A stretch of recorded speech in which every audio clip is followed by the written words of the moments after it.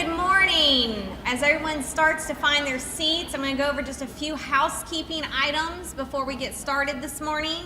As I mentioned, for the early birds that were here at 8 o'clock, where you are going to go to breakouts on the top floor outside of Wally Hall Ballroom. We have a lot of amazing exhibitors up there, so please make a point to try and visit them throughout the day today.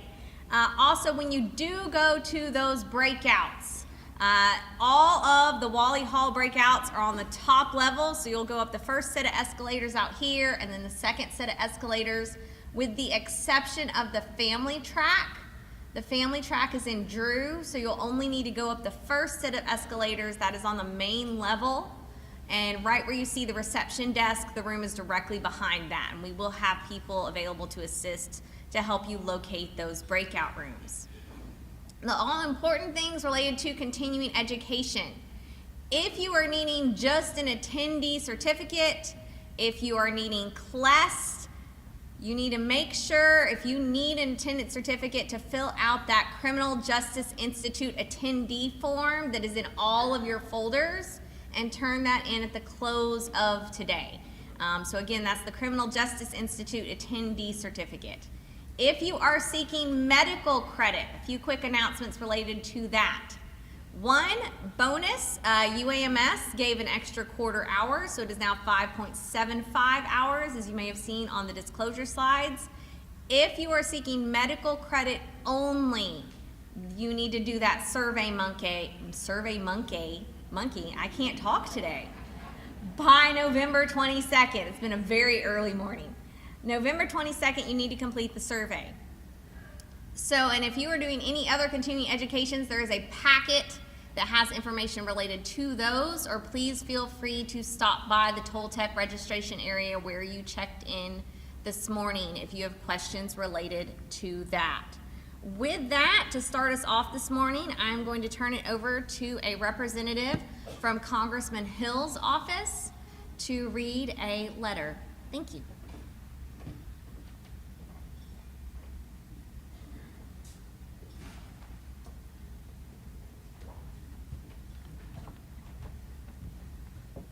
Good morning. Ladies and gentlemen, thank you for allowing me to play a small part in today's event. And thank you everyone participating and working towards a safer Arkansas. Since 2014, more than 800 Arkansans have died from an overdose of drugs. And unfortunately, that number continues to rise. This is an awful epidemic that requires all hands on deck to solve, which is why I'm thrilled that Attorney General Griffin is hosting the Stop Overdose Summit. I offer my full support in the fight against opioids and thank everyone here today that is adding in the fight as well. Sincerely, French Hill, Member of Congress.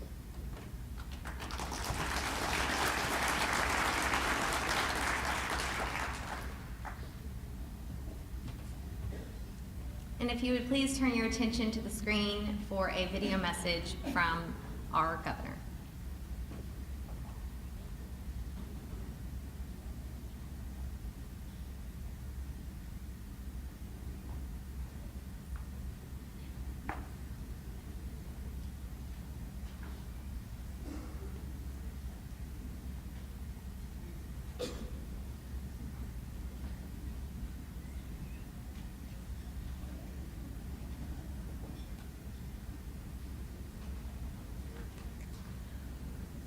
Like all of you, good morning, and thank you all for being here for this year's Stop Overdose Summit. It's an honor to have so many law enforcement officers, healthcare professionals, and state government leaders gathered here in Little Rock for this conference. Overdose deaths are rising in Arkansas and across America. These so-called deaths of despair have reached into every community, touching far too many lives and families.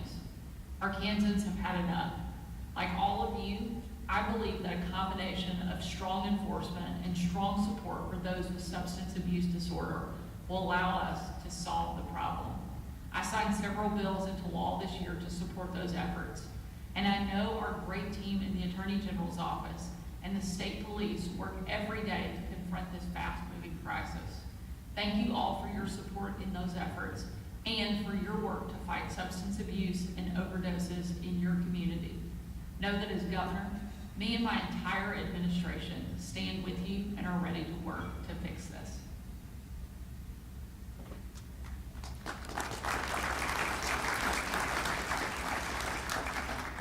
And I would now like to welcome to the stage our amazing Arkansas State Drug Director, Tom Fisher.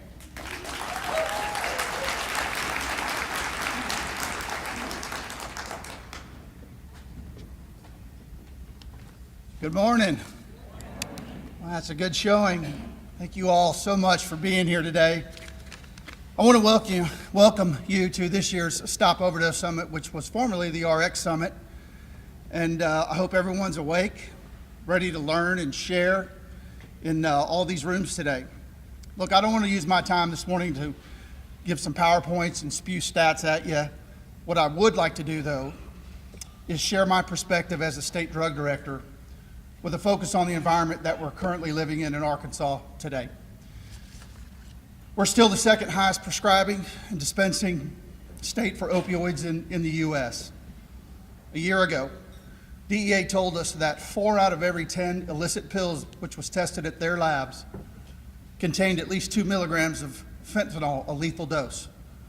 In March of this year, that number was 6 out of 10. And today, it's 7 out of 10. From the Arkansas State Crime Lab, the percentage of deaths involving an opioid is increasing, and the percentage of opioids identified as fentanyl continues to increase. From the State Crime Lab and the Department of Health, there are recent reports from 2022 in the decline in the number of overdose deaths. However, in 2022, we did have an increase in cocaine-involved deaths, which had increased from the year before. We've also had an increase in the overdose deaths in our 7th through 12th grade population and our college-age kids that are 18 to 24. Also, increasing is the percentage of deaths in those age categories that are fentanyl related, and they're 192% respectively. And that's as 6 months of this year, 2023. So thankfully, Act 811 was passed, which provided naloxone access in all public high schools across the state and institutions of higher learning. And while I'm on that, I want to share with you something I just wrote to the governor's office last night on that point. As of October 20th, Act 811 deployment team has successfully distributed naloxone to 100% of the funded institutions of higher education in the state of Arkansas.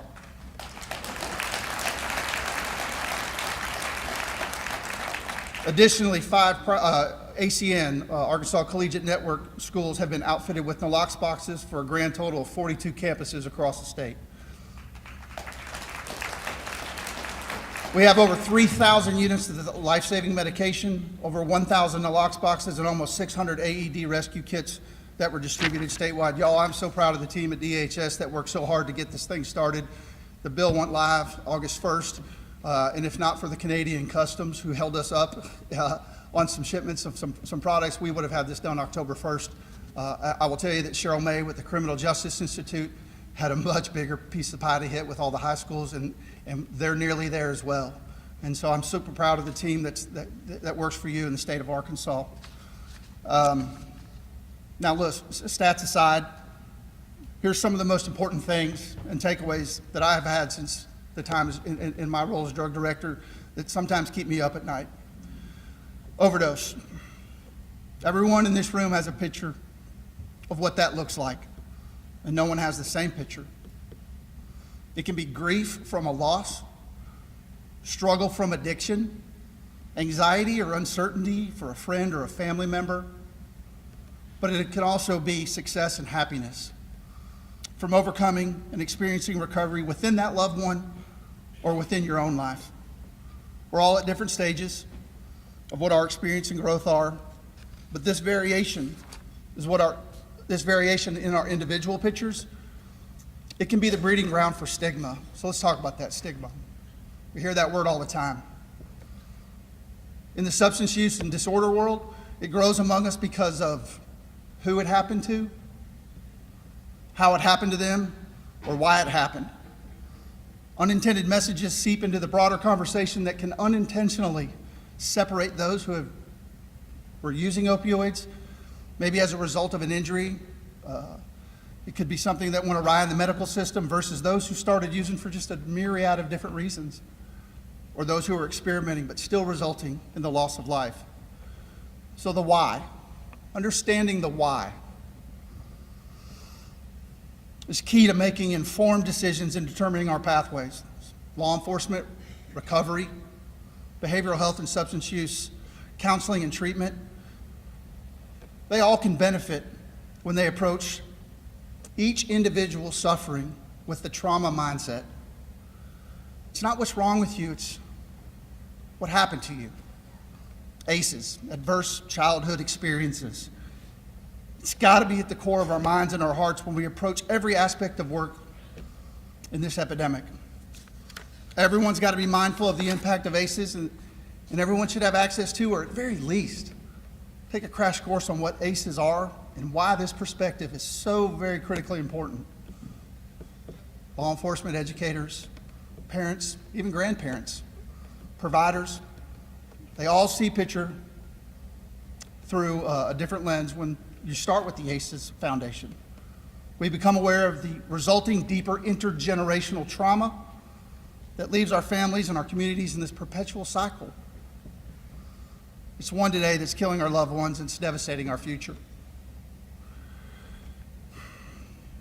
We must educate ourselves and keep abreast of the growing body of scientific efforts and accomplishments.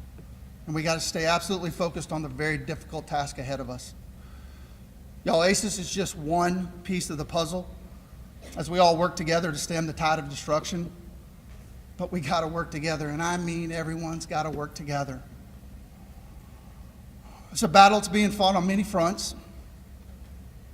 You know, we often disagree with the approach of some others. We must reach out to each other, build bridges in our pathways of understanding between the groups that have often very different perspectives. It's very hard work, but we don't really have time to wait for the easy time. Our loved ones are dying today, and we have some really hard work to do right now. So here's what I want. Here's what I want to do today. It's what I ask of you. Today I encourage you to get out of your comfort zone. Set aside your preconceived notions. Find someone who disagrees with you. Go to a session that you're uninformed on and allow yourself the opportunity to learn a new approach, because that's what I'm going to do today. It's my honor to introduce our next speaker, who ironically was my boss prior to this role for a short period of time. He's the Assistant Special Agent in charge for the Drug Enforcement Administration for the state of Arkansas, Jarad Harper.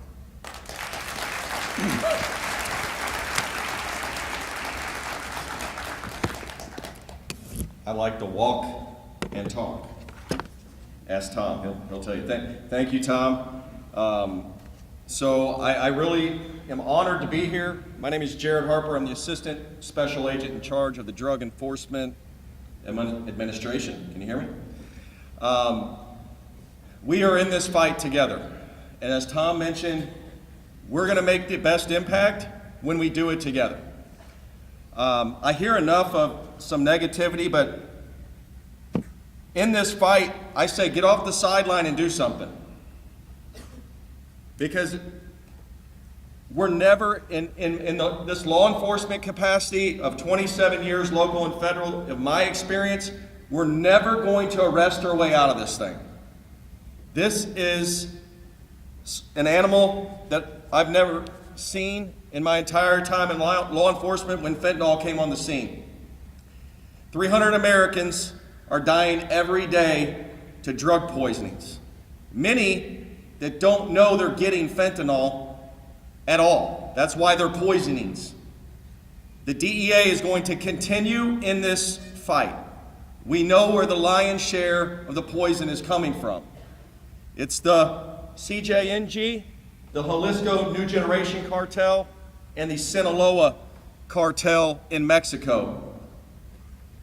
That's where it's coming from. We will continue to fight those cartel members from distributors, local distributors, managers, cell heads, cartel members. We are coming. We are not going to stop.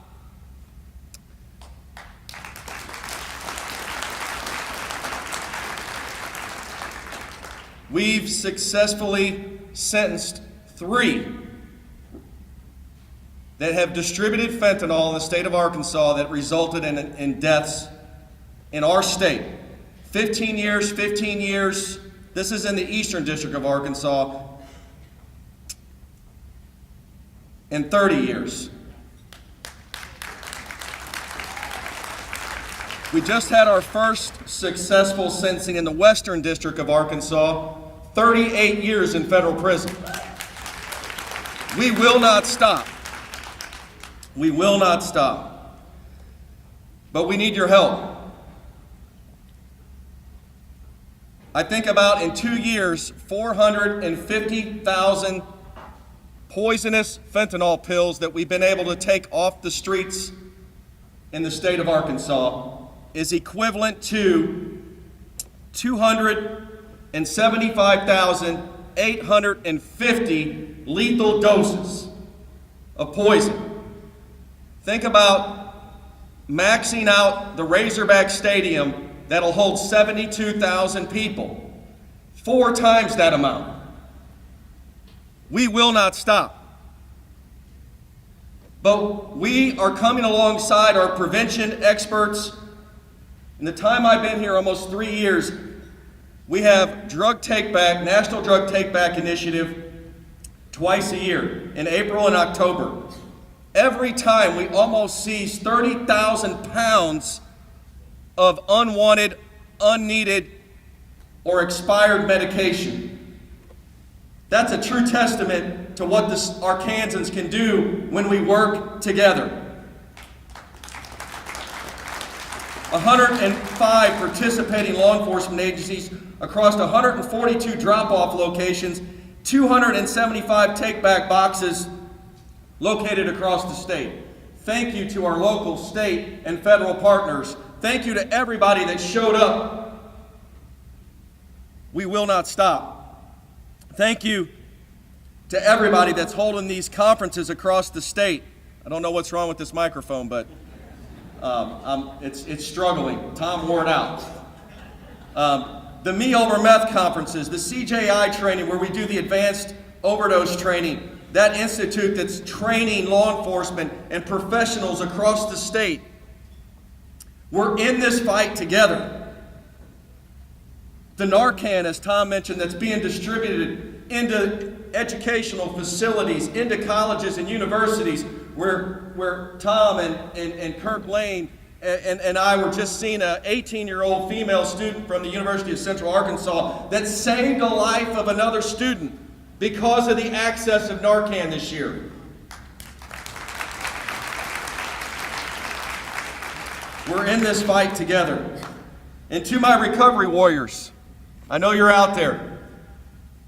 I've visited many of these recovery facilities, Sozo in Hot Springs, Renewal Ranch in Conway, Arm 180 in DeWitt, Next Step, the Phoenix House, personally visit these places and seen what is happening. Lives are being saved.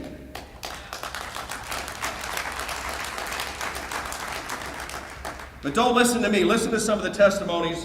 If you've not read the book, The Stories from the Ranch, you need to get it.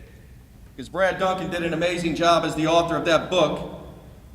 20 testimonies of what Renewal Ranch and being there has done to the lives. Listen to what Chase Moser said in the book. Addiction tears apart families, friends, parents, children, whoever is near to the entangled one. Chase has received a bachelor's degree in leadership and ministry, is now pursuing a master's degree in seminary, has been called to preach and teaches God's word, and has been at Renewal Ranch for 6 years. He said, I get many wonderful opportunities to share the hope of Christ when men who are in the same hopeless situation I once was in. We're overcomers by the blood of the Lamb and the word of our testimony. Everybody has a story. But listen to Justin Martin, another Renewal Ranch graduate, said, God began to change my heart and my life in ways I didn't believe would ever be possible. Thank you, Recovery Warriors, but we're in this fight together. And finally, the medical and lab community. We're working with medical examiners across the state. We're working with medical professionals. 7 out of every 10 pills that comes into the 8 DEA labs across the country contain fentanyl. So thank you for your expertise. Thank you for the extra time you take testing this poison that comes across in these pills. Thank you, everyone, because we're in this fight together. Thank you. Finally, the next speaker who's going to be coming at this time, Doc Cheryl May, does an amazing job in the not just the educational field, but anywhere she goes, she shines a light of hope into this community, and she's in this fight as well. Thank you, Doc May. Thank you. Yes, ma'am. Okay, you're going to change out there. No. You got that one right there. Okay. Got it. Get it fixed now? Oh, yeah. Thank you, my friend. Yeah. So, Thank you very much. Awesome job. yeah, thank you. Good morning, everyone. Can you all hear me? Yes. Okay, good. I'm not going to roam. I can't thank each and every one of you enough, not only for being here today and to take such strong interest in such a critically important issue that impacts each and every one of us in our state, but I also want to thank you for everything that you're doing that's beyond being here. I want to thank Jared and Tom for their extremely passionate remarks. I think you know that as a team, we have an enormous amount of passion and desire and will to try to make this situation a lot better than it is. You know, we have so many folks here today who have lost somebody from an opioid overdose. So with those of you who have, please stand so that we can recognize you. I know we have, let's give these folks a huge round of applause. Please know that we're doing everything in our power to make sure that this doesn't happen to everyone. You know, we're here today because of an epidemic that's been growing for a very, very long period of time. It's not just last year that this started, it started a very, very long time ago. And now we're dealing with the real risk, there's my slides. Now we're dealing with the real risk of actually having 305 people every day in this country dies from a drug overdose. In Arkansas, our numbers are a lot better. I think we're at 357. That's about 38 less than it was last year. So at least that's something to celebrate. All the time and effort that we've put into this is paying off. Because when we talk about individuals who die from a drug overdose, they're just not people who die. These individuals represent our sons, our daughters, our husbands, our wives, our moms, our dads, our family members, our neighbors, our coworkers. It impacts each and every one of us in ways that we can't even imagine. So the fact that we are seeing a decrease says a tremendous amount.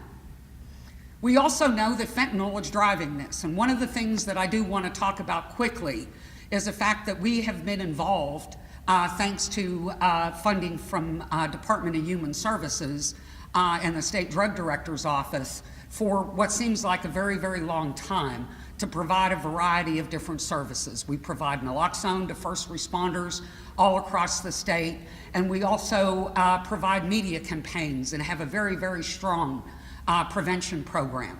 Number one, I want to recognize some of our staff that have been integrally involved. They're over here at this table. There's Carol Waddle, there's Anthony, and Andy. Would you guys stand? These guys are busting their butts for you, so please give them a big round of applause. We know that fentanyl, it's cheap, it's easy to get, it's tremendously lethal. We know this is going to be a battle that we're going to have to fight for a long time. You know, not like Jared mentioned, and see, I did remember your name. Just a little inside joke. But basically, you know, now they're doing, they're making pills that look exactly like what you would get in a prescription. And folks are dying because there's fentanyl, they're mostly fentanyl in there. But one of the things that I am most proud of is the fact that through our naloxone program, there are now 2,044 people who are alive today because they were saved with the naloxone that we provided. And again, who are these individuals? Well, one of the things that we ask, and I'm going to show you how we ask this, we ask folks to submit reports when they make saves. Now, I will tell you this, 2,044 is a very large number, but that's probably a significant underestimate, primarily because a lot of folks don't report. These are just the ones that we do report, so put that into perspective for you. But these are the individuals that are being saved. And the one thing that I want you to notice, is that the majority of individuals are between 27 and 42 years of age.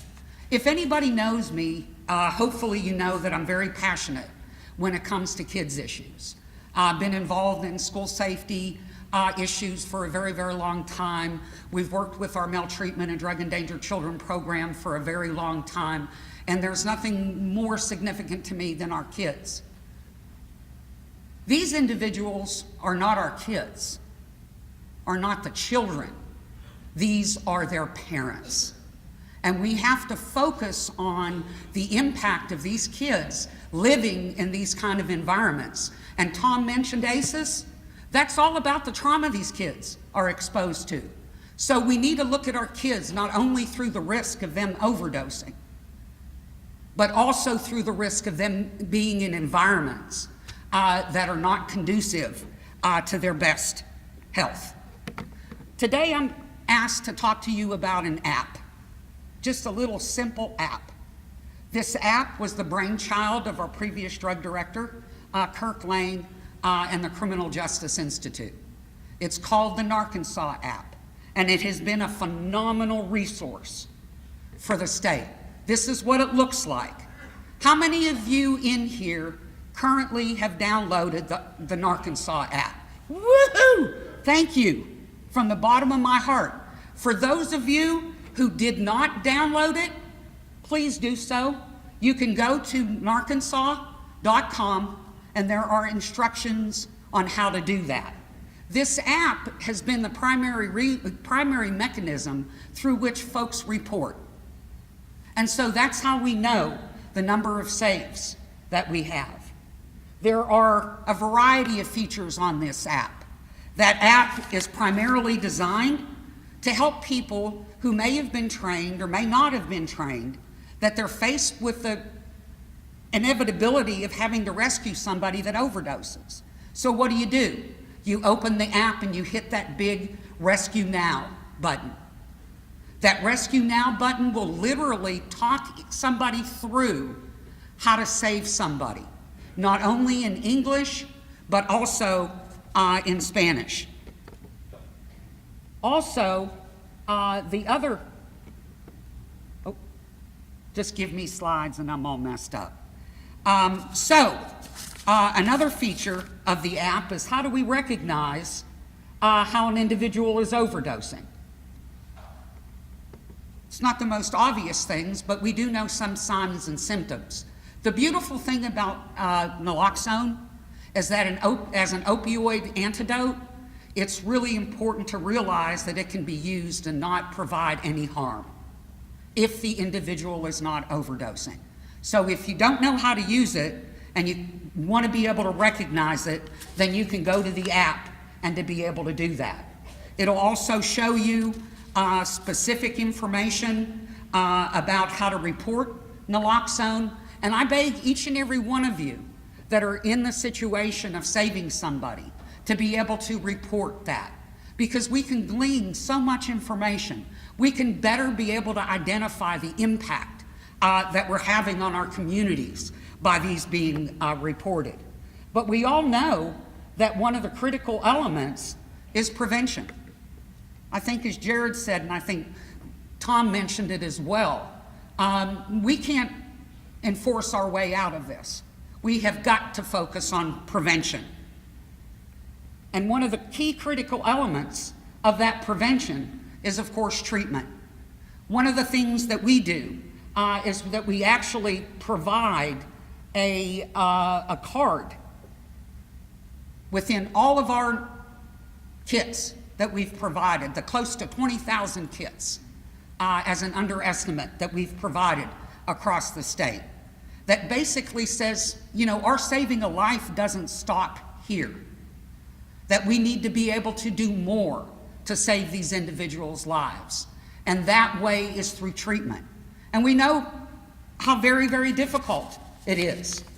But, and Jared talked about the importance of recovery. I think one of the most important programs that's ever been implemented in this state, besides the naloxone program, is the peer recovery specialist programs.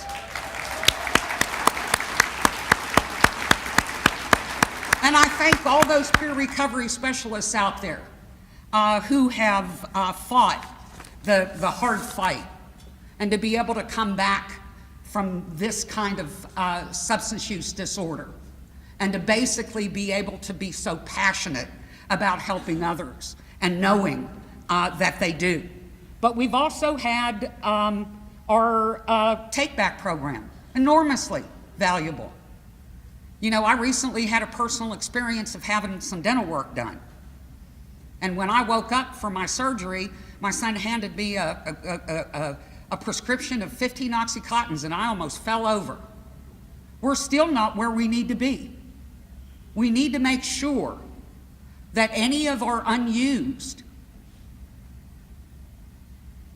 opioids are not being flushed, not being put in cat litter, but are being given back, either during our successful take-back program, or you can take it to a variety of different places, not on that particular day. You can find where these locations are through the Arkansas Take-Back.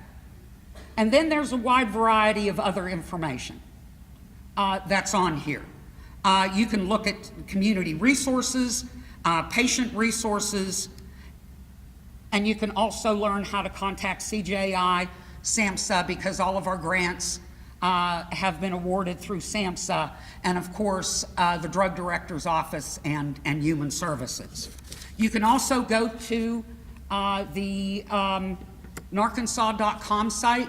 It's a website that you can also get all of this information. I want to take my last couple of minutes, and I want to thank Attorney General Griffin and his phenomenal staff.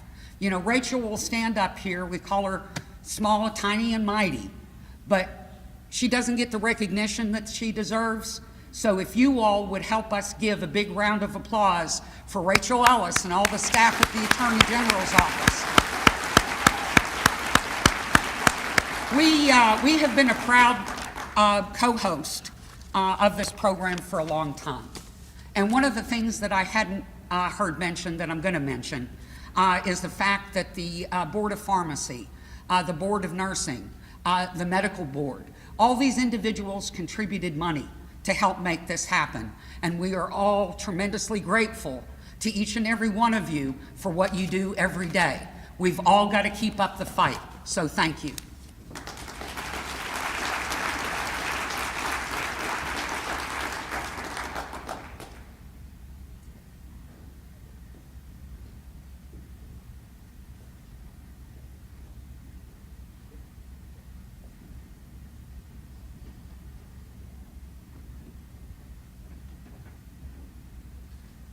All right, we're gonna see how long this mic holds out. I've been told there are more that are incoming.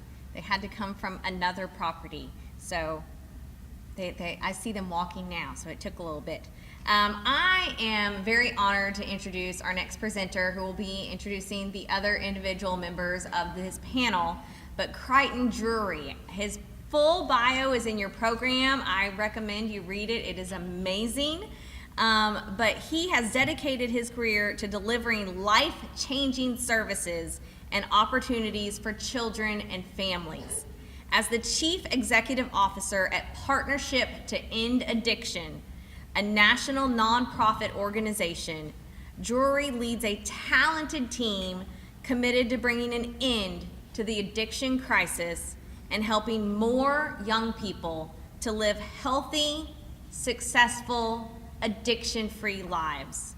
Founded in research, the partnership provides actionable solutions, resources, and tools for parents, families, and other motivated stakeholders to prevent substance misuse, treat addiction, and support recovery for all. I ask you, please give a warm Arkansas welcome to Crichton Drury.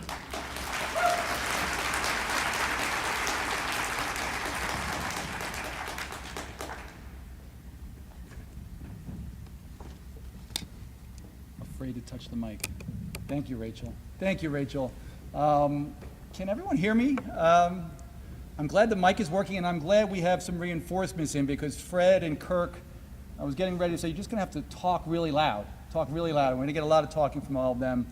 But Rachel, thank you so much for that welcome. It is really special for me to be here. I said the last time I was in Arkansas a few months ago, I said I know I'll be coming back often. We have some great partnerships that we're building here, and I'm glad to be here today, and even more as we move into next year. Really grateful for Governor Sanders and Attorney General Griffin for hosting the event, and Doc May and Director Fisher and Special Agent Harper. Thank you for your remarks. Tom and I were joking ahead beforehand.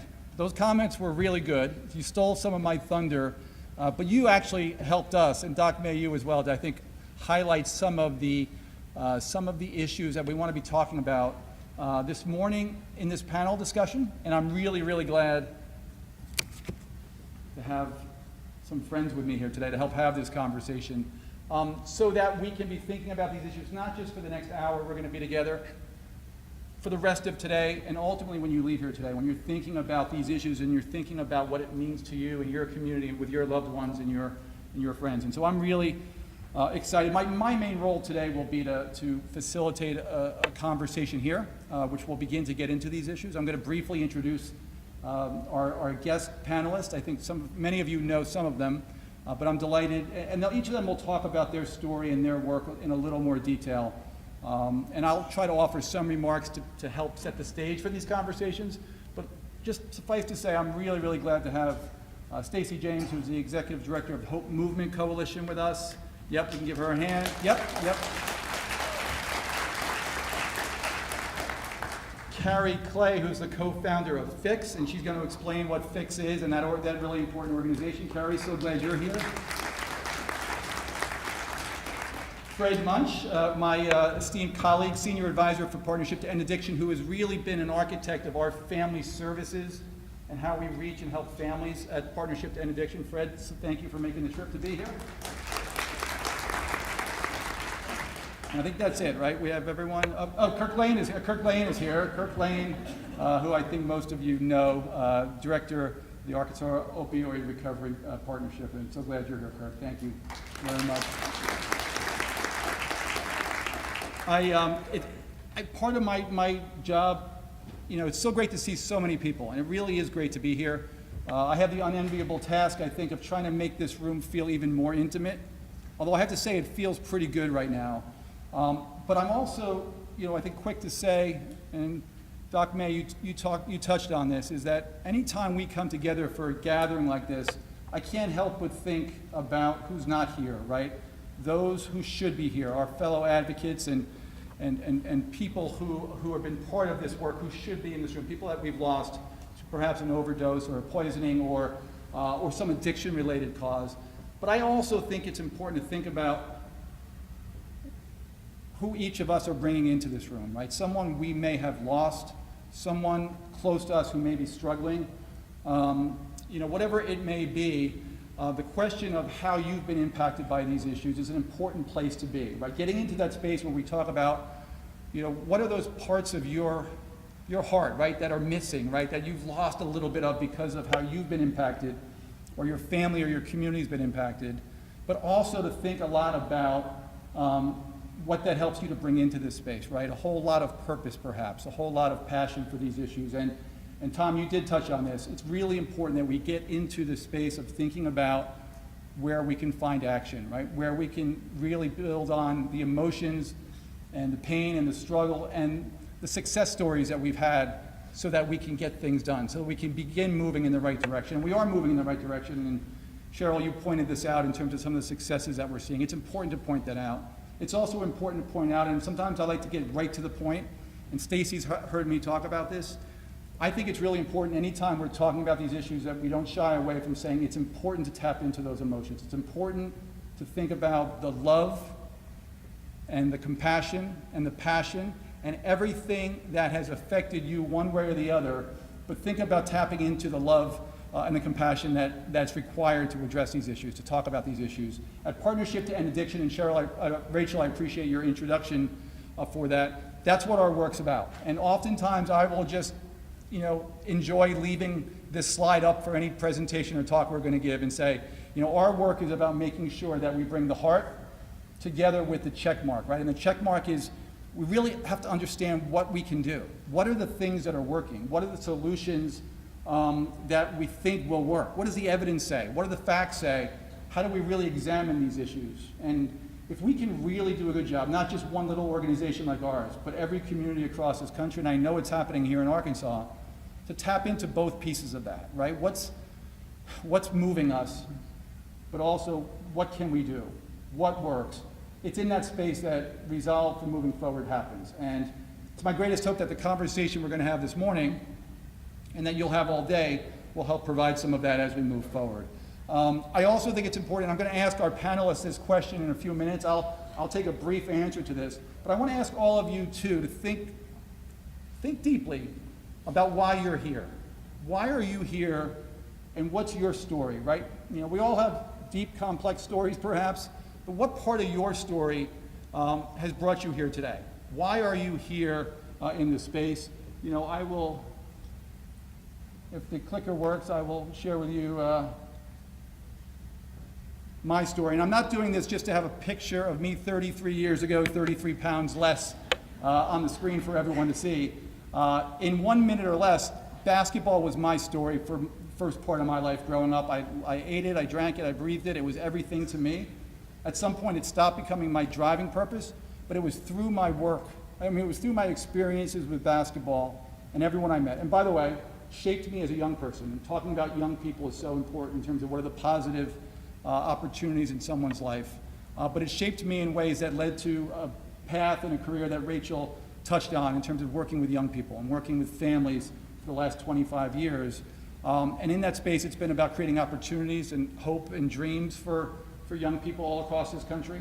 But it's unfortunately in that space that I've seen too much of the challenge and devastation, quite frankly, that drugs and alcohol and addiction can bring to individuals who I've known who've lost their lives, who have not fulfilled their potential in terms of reaching their dreams and all the things that they want to do, and has affected their families and communities. And so that's why I'm at Partnership to End Addiction, and that's why I'm here today talking about these issues, because it's really, at the end of the day, that's what it comes down to. How do we address these issues so that we can allow as many people as we can, our children, our parents, our siblings, our community, to fully succeed and live the healthiest lives that they can. And so that's why I'm here. But I want everyone to think about your experiences, right? One of the cool things, I did play basketball at Rutgers University. We almost played Arkansas in 1991.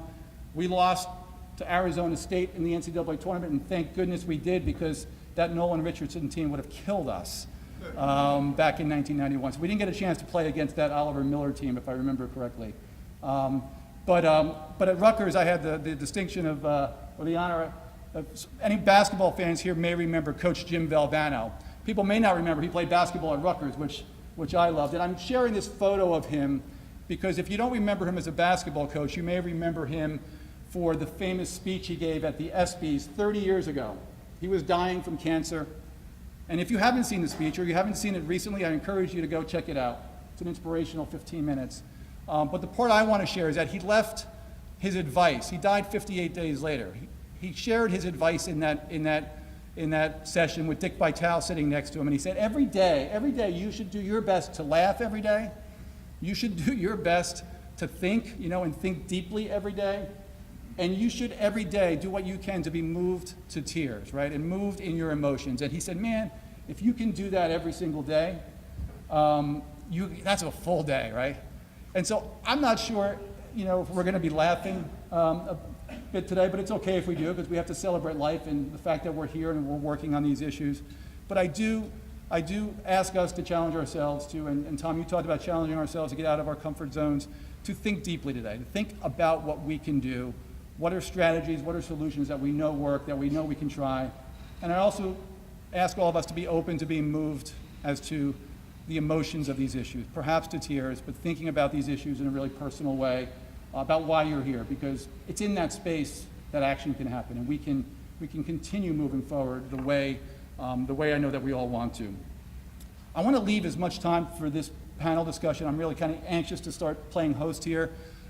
I'm going to go through some slides very quickly. A lot of this was touched on. I'm just going to try to highlight a couple of things that I think we should be talking about today. Jim Valbano talked about three things. Three things today I want us thinking about and talking about. Why we have to take action, why we must take action, why we can do this. There are things that are working. There are solutions that should give us hope that this is a crisis that is solvable, and very importantly, what we can do and what you can do. A week does not go by when I don't talk to a parent who says, something to the effect, Creighton, I've been impacted. I lost my son or daughter. Our family's been impacted. I wish I knew that Partnership to End Addiction existed when my son or daughter was alive. I've had that conversation with a few people in this room. That's my why, right? That's our organization's why for the work we're doing. You've seen the stats. You've heard the issues. Too many people are dying. There's about 110,000 overdoses per year, of which about 80,000 are due to opioids, and this is nationwide. You heard the statistics here in Arkansas. I want to hone in on this a little bit. This is a national statistic. 7,426 overdoses of young people. This is 2021, I believe, under 24. 6,312 due to opioids. 5,936 due to synthetic opioids. Someone touched on that earlier about the rise of opioids, but also fentanyl, right, in terms of what's the danger and the risks for our young people, because it is important to talk about this with young people. But it's not just opioids. There's an estimated 140,000 deaths every year due to excessive alcohol use, and there's other drug issues, as Tom also talked about. And so we know that. We know too many people are struggling. 46 million people at least in this country living with substance use disorder, of which there's about 10.8 million young people. And it's very, very important to say it's people struggling with substance use disorder and addiction, most of whom are not getting the help and treatment that we know exists.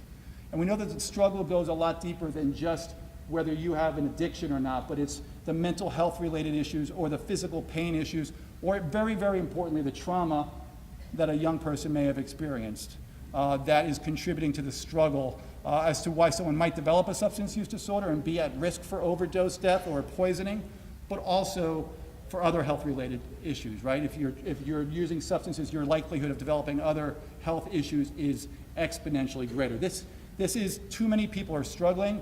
This is a huge cost on our country, $1.5 trillion alone in 1 year due to the opioid crisis. This is an anchor that is weighing us down as a country, but also communities all across the country, including here in Arkansas.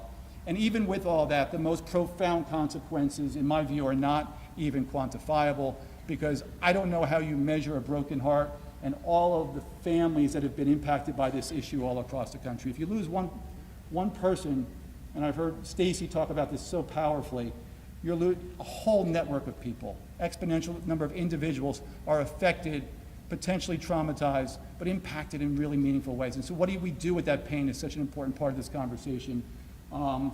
Because at the end of the day, we're also at a place where 5-10 years ago, I might have been in a room like this and I asked here, who knows somebody who's been impacted by addiction? And the question today really is, who doesn't know somebody who's been impacted by addiction? And that's why we have to focus on these issues. But as we have these conversations more and more and more, people are asking me, okay, great, but this is an issue that's not solvable, right? How do we address the addiction crisis in this country? How do we address the overdose crisis in this country. There's a lot of solutions that exist. Other speakers touched on some of them today. Let me briefly tell you what we work on at Partnership to End Addiction. We have 3 imperatives at Partnership. Prevent or delay use for as long as possible, and intervene early when necessary. Catch it early, right? I'm going to come back to this very quickly. Young people, preventing and delaying is critical. For those who need treatment, who need help, it's really important to make sure people know that quality treatment exists. This is a place we have a lot of work to do, because quality treatment exists, but far too few people are actually accessing it. So how do we figure that out? How do we connect those two? Such an important part of the conversation. And third thing that we focus on in Partnership is how do we equip families and caring adults? And that includes everyone here, whether you're an expert already or not, on what you can do to make a difference in the life of your loved one, whether it's your child or it's your spouse or it's your best friend. That's what we do at Partnership, and that's a space where there's a lot of solutions, there's a lot of things that we can do, and that's the space I want to make sure we're having conversation today. 9 in 10 people, real quick, with substance use disorder began using before the age of 18. Addiction is a disease of the brain. Your brain is developing when you're a teenager and a young adult, so when you introduce substances, it changes the odds exponentially. And in the age of fentanyl and the poisoning deaths that we're seeing, it's all the more critical to make sure that we're addressing this issue early. Here in Arkansas, just one point I want to make out. Latest national survey, not very different than other states. 1 in 6 high schoolers in Arkansas has taken pain medication without or against a doctor's orders, right? So that's 4 kids in every classroom, every high school classroom, have probably statistically taken a pain medication without, against or without doctor's orders. Good and bad, right? Most kids aren't, but we know that there's a percentage of kids who do. Solutions, how do we get 16.6% down to 0? What do you need to know as parents? What do schools need to know? What do law enforcement need to know? We can do it, right? We can do that. It's not just opioids. If you start drinking alcohol too soon, you start smoking pot too soon, you start taking other drugs, the likelihood of you developing an addiction is exponentially higher. If you use before the age of 18, 1 in 4 chance of developing an addiction. If you use after the age of 21, 1 in 25 chance of developing an addiction. So I'll just share this to frame what we want to be talking about when we're thinking about solutions.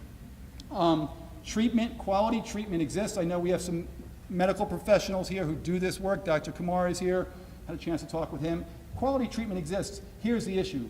1 out of 16 people who need treatment are getting it. We know it works. There's more than 20 million people, including many people I'm sure in this room, who are living successfully in recovery and managing their disease and doing very, very well. But we need to grow those numbers. We need to help people understand what they can do to find good treatment, how to figure out how to pay for good treatment, and really continue to expand and grow that. That's a big issue, but it's a space where it's a bigger football field to drive down, right? Than going from 16% down to 0. We got to go from about 6% up to 25%, up to 50%, so that like other diseases, anyone who needs help, who needs treatment can get it without the fear or the stigma. Thank you. Yes. Without the fear or stigma of asking or the administrative or bureaucratic challenges of finding it, right? So that's an area and a space that people are working on, we need to keep working on. I find it to be a cruel irony that, not in all communities, but in many communities across this country, drinking or smoking or taking pills even might be, it's a rite of passage. It's what kids do. It's what young adults do. And that's not in every community, but it's in a lot. And I just share with you the science and the statistics behind that. When you get to the point where you inevitably need help, you need treatment, you need the love and support of your friends and family, that in too many cases it's not there for you, right? That's a paradox, that's a dichotomy that needs to be fixed. Ultimately, while we continue to do everything we can to get more young people getting to at least 18, if not older. And family engagement, I just went too fast. Fred, I'm going to ask Fred some questions on this before. Our work, we know from years of research that when parents and other caring adult loved ones are involved, the odds of preventing and delaying use, and the odds of helping your loved one get into treatment and stay in treatment and successfully manage your recovery are much greater. Too often, come back to the heart and check mark though, parents and loved ones might say, yeah, I love my kid, I want to help him, but I don't know what to do. And so one of the things we focus on is helping provide the tools and the information and the resources that, that certainly parents and families, but other caring adults can do and use to help their loved one. We're going to talk a bit about that today as well, and hopefully in the breakout sessions. I threw this quote in there. We have a great podcast if anyone ever wants to listen to it. Heart of the Matter podcast. Zach Clark, an advocate in our space, former Bachelor, I think, right? One of those reality shows, shared this quote in the podcast. My mom, she just hung in there with me. She loved me. I really believe I wouldn't be alive today if it wasn't for her. And I don't know that particular story. The love and compassion is there, but we also need the information, the tools, the resources, because sometimes factors are also out of your control, and you do the best you can, but parent and family engagement is so, so important. Today, and I'm going to ask this panel the first question in a few minutes. I'm going to get into it right away, but things we should be thinking about. How do we continue to keep this issue a priority? Having everyone here today and the commitment is certainly evidence that that is happening here in Arkansas. Talking about this as a health issue in particular. Talk about this issue, addiction, the overdose crisis. This is a health issue for which solutions exist. And what can we do to educate ourselves? Again, I'm sharing a lot of things that many of you know already, right? I'm not the expert as much as the validator in these conversations, that these are the things we should be talking about, and hearing Tom and Cheryl talk. The right things are happening here in Arkansas, but how do we continue to educate ourselves at all levels, learning how to talk with our kids about substance use and misuse, like learning the warning signs, learning how to find quality treatment, right? Does my son or daughter need treatment? Where do I even begin? How do I pay for it? What's good treatment look like? Is it a mental health issue, or is it a substance use issue? Those are real issues that requires not just the commitment and the love and the compassion to be there, it requires the connection. And understanding what exists in your communities. What are the resources that exist in Arkansas, in your county, in your community to help you, whether it's getting naloxone, whether it's finding treatment, or whether it's working with your school to keep our kids safe and moving in the right direction. And last and not least, and certainly in no order, be prepared.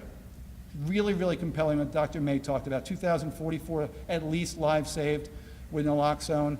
Be prepared. Carry yours with you, because you never know. You never know when you can use it. You can save a life, and a life that's saved from an overdose is a life that has an opportunity to get treatment and get help that they need. There's plenty of those stories as well. And so those are a few thoughts. But I want to dive into it. That's me talking. I'm going to now turn into questioner mode and facilitator mode, because I've got some real great friends and experts in all of these issues. But I want to start with them, as I'm asking all of you to start with yourselves, thinking about the question why. Why are you here today? What's your story that brings you to this space? And I'm going to put my great friend Stacy on the spot to kick us off. I think the mics are working, but Stacy's the executive director for the Hope Movement Coalition. For those who don't know, she'll talk more about this in a little while. But Stacy, can you kick us off and talk to us about why you're here today? Sure thing. Can you guys hear me? Try again. See. I don't know. Guys, do we have the mics on the panel? Don't know. Light came on. See if the other ones work. I don't know.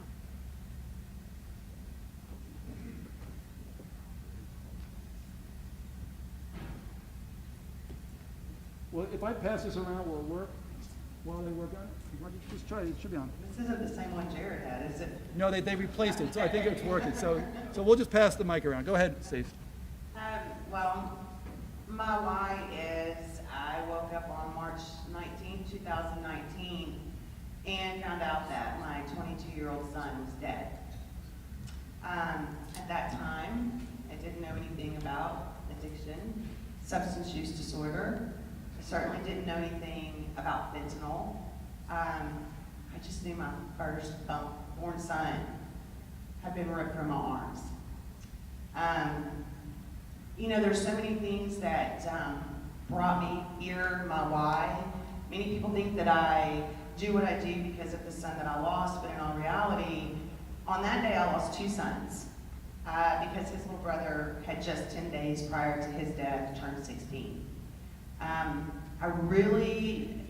There's no way for me to make any parent understand in this room what that's like.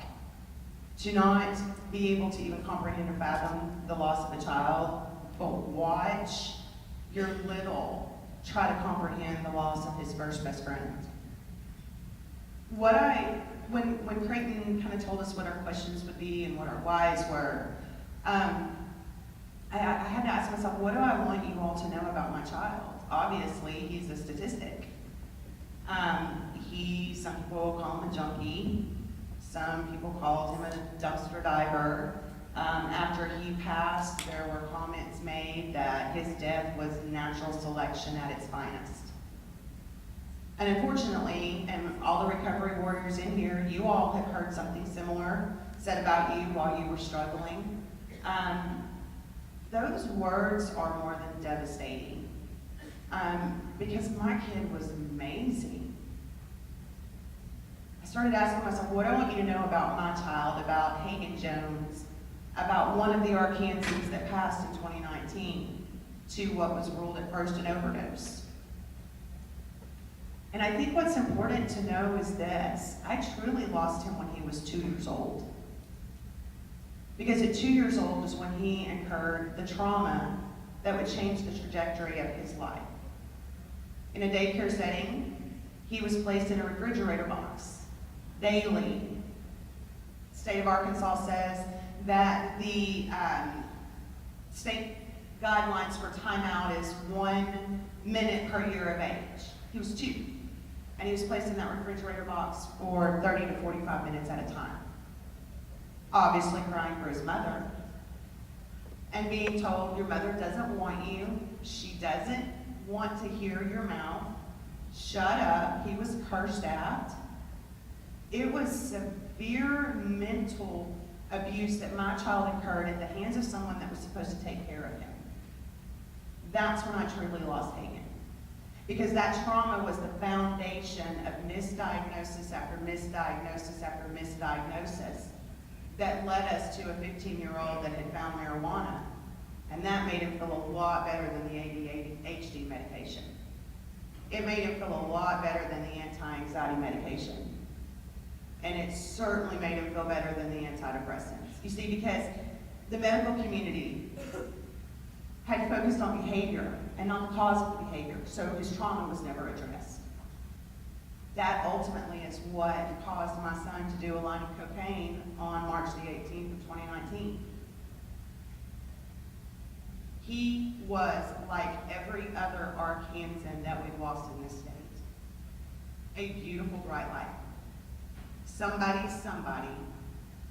He passed 6 months before his son was born.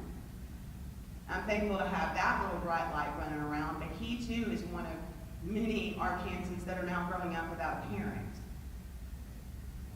Because fentanyl, or methamphetamine, or opioids, or whatever drug, whatever poison, because it's all poison to me, devastated that family. My why is because I want people to know it all starts with trauma. Mental, physical, emotional, sexual. People do not choose to become addicted to a substance. They do not choose to go through life with substance use disorder. And I think as a community, we all, just like so many have said before me, and I'm so glad that the ACEs were brought up, that matters. That matters so much, and it mattered for Hagen. That's my life.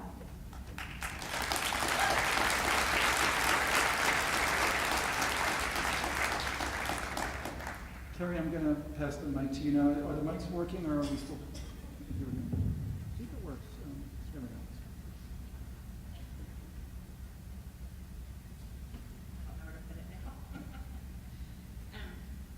On August 20th in 2021, my daughter Elsa Bright was poisoned. She was 17. She trusted a friend who gave her a pill and told her it was Percocet. It was stamped, pressed, looked like Percocet. She spent the night at a friend's house that night.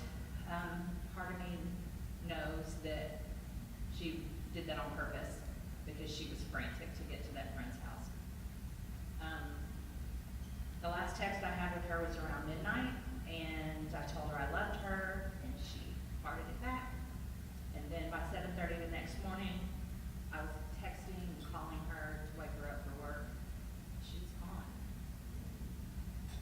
did not have a history of drug use, but I want to say, before I elaborate on some things, I have so much love and compassion for individuals who are suffering from substance abuse and for their families that tirelessly try to save them and help them. I haven't walked in those shoes, but those are the people that stepped up and were kindest to me when I lost Ellison.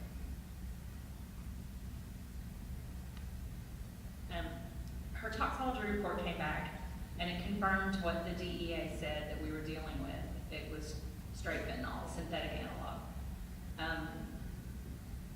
If I correctly remember this from, you're in a fog for kind of a long time, she had what's referred to as parafluorofentanyl, and she was the third case in our state at that time.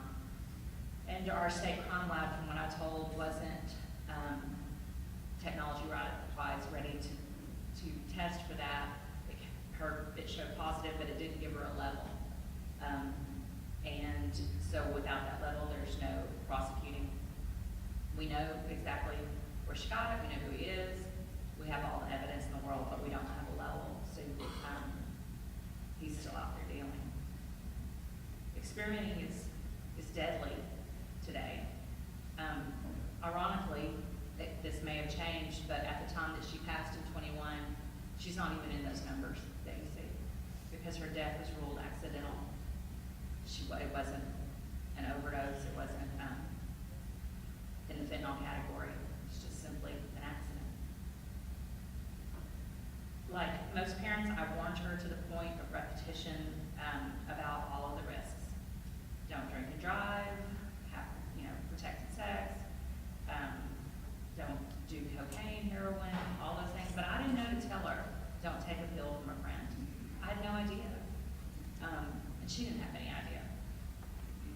The perception is that the drug dealers are out there in the bad parts of town and on the streets, but they're not. They're in your kids' hands right now. They're in their phones. She was contacted through Snapchat and Instagram by a young man who said all the right things to her. Ellison loved to sing. He told her she was super talented, gained her trust, and then said, I've got some pills, would you like to try one? He met her at work, gave them to her, she went to her friend's house and died. These kids think that they're safe pharmaceuticals, and had she gotten a Percocet, she could have learned her lesson. She'd still be here. She took one pill, and the only thing found in her system was fentanyl and her prescription meds. Nothing else. She didn't know, I didn't know, and that's my why, so that parents know, and kids know.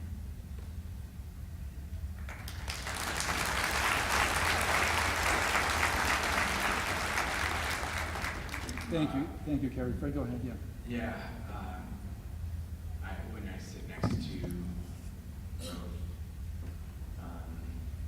Carrie and Stacy, I realize, and I have to remind myself, I'm here today because I used opioids, heroin in the 80s and 90s.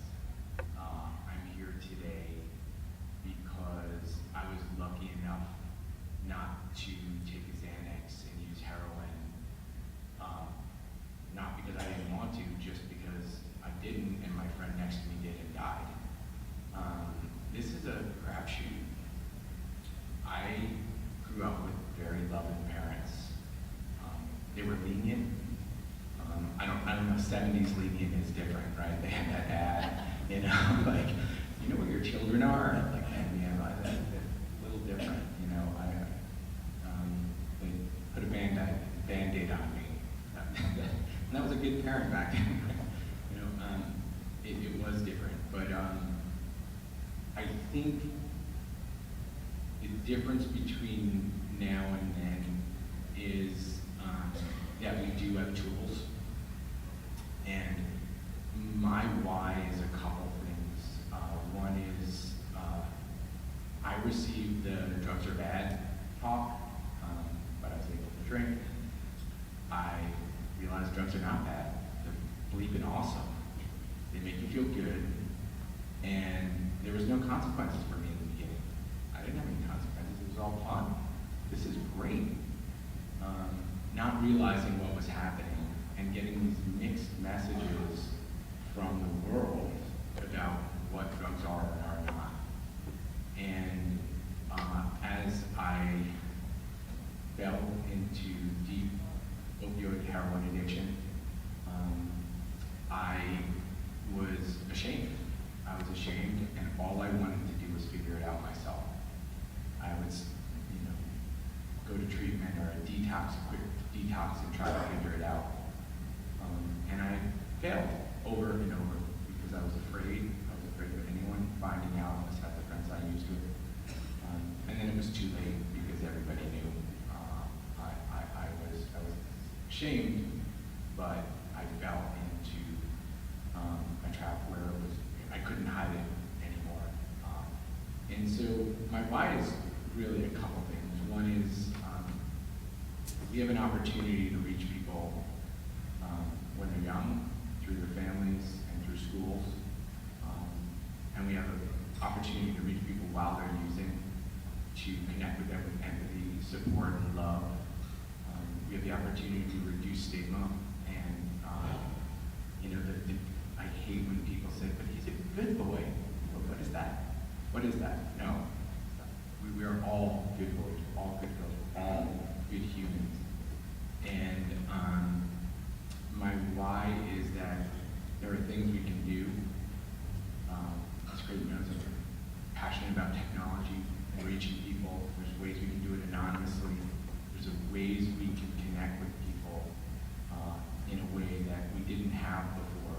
And that's why I'm here, and I'm here because of everyone here who is passionate about it. And I just know that I'm very lucky, and because of everyone in this room and everything that people do that supported me when I hated myself and couldn't believe in myself.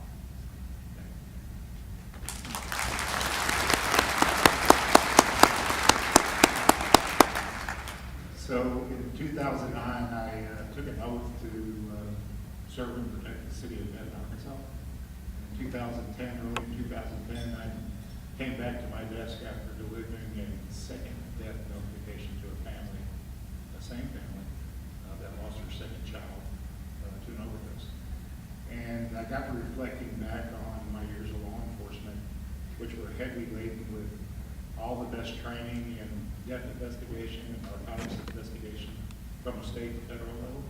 And I realized that I wasn't living up to my oath that I swore to protect. And I started looking and examining what was going on in our community, looking into overprescribing, and then moving in years forward to a lot of different issues of naloxone and different programs that we have there. And I became very passionate about that, believing and still believe to this day that we can turn this around and stop this problem. We just want to. And as the state drug director for a period of time, I realized that going into communities, were relying upon myself and the state to solve their problems, not realizing what the problem or the solution was to solve the problem in their own jurisdictions that they protected, or the oath that they swore to protect. And so that's been my passion to strive to change that and try to defeat the stigma.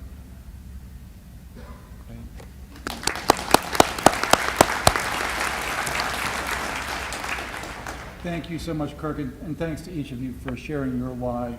As I continue to encourage everyone to think about what your why might be, and Kirk and I talked about this, it's important also to point out that even if you haven't personally been impacted by substance use disorder, or maybe if it's someone who's not that close to you hasn't either, you still have a role to play. You still have an opportunity to be part of a community that's helping to keep our kids and our families strong and healthy and getting the resources that they need. And and as I try to talk about, that part of it, the why part is important. The how is really important too. And Fred mentioned tools and resources.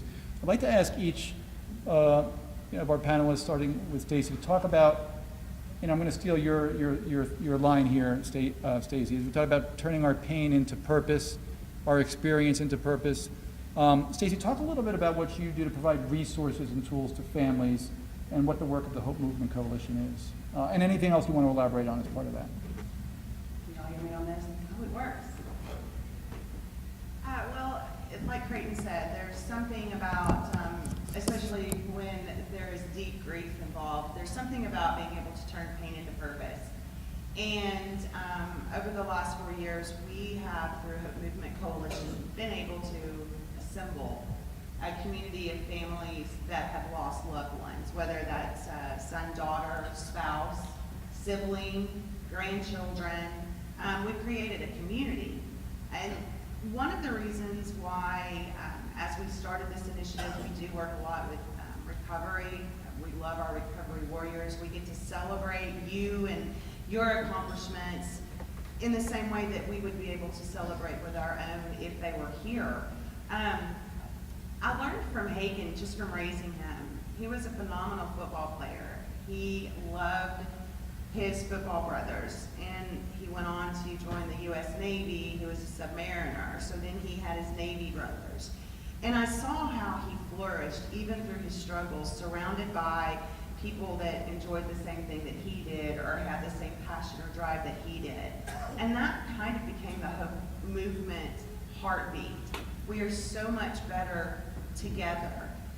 Stigma says that our loved ones are defined by their cause of death. Hope Movement says that's correct.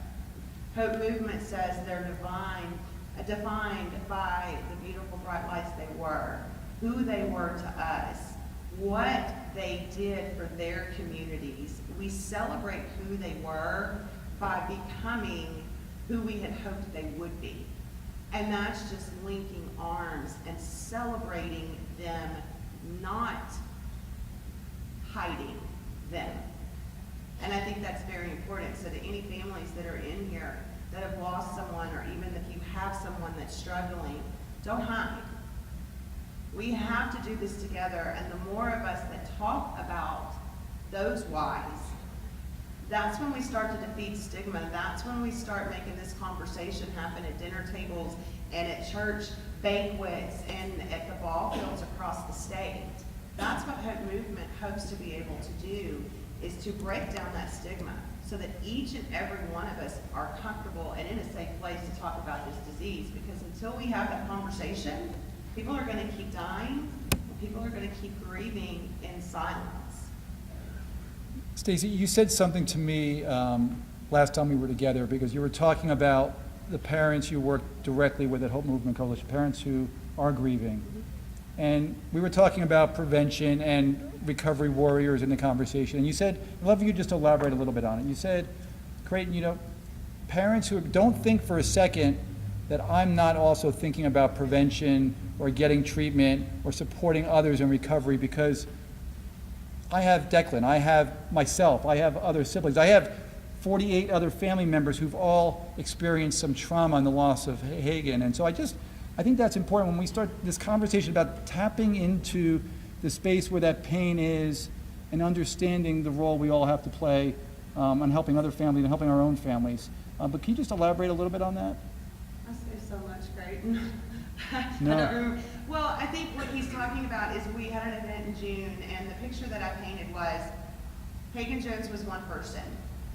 But when Hagen passed, he had 4 parents, 5 grandparents, 6 siblings, 11 aunts and uncles, 13 cousins, a girlfriend, and a child on the way.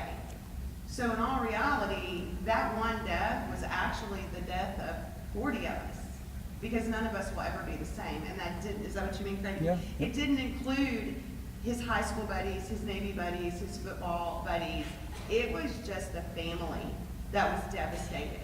And like I said earlier, trauma being the foundation for the struggle of substance use disorder, that was 40 people that could have just as easily fallen into substance use disorder because of the traumatic. And listen, guys, it is traumatic. It is traumatic to wake up one morning and find out that your 22-year-old son is dead. Your world stops, and it stopped for 40 people. So from a prevention standpoint, that's what Hope Movement tries to prevent. We don't want these families self-medicating. We don't want these families isolating and thinking that they are alone. And, you know, just like Kurt said, we have families in Arkansas that are losing multiple members. They'll lose a brother, and 3 years later, because of the loss of that brother, another brother is gone. This doesn't begin and end with those that are struggling. It's all of us. It's all of the family. Thank you, Stacy. Carrie, can you talk to us about Fix, right, and what you're doing with that organization?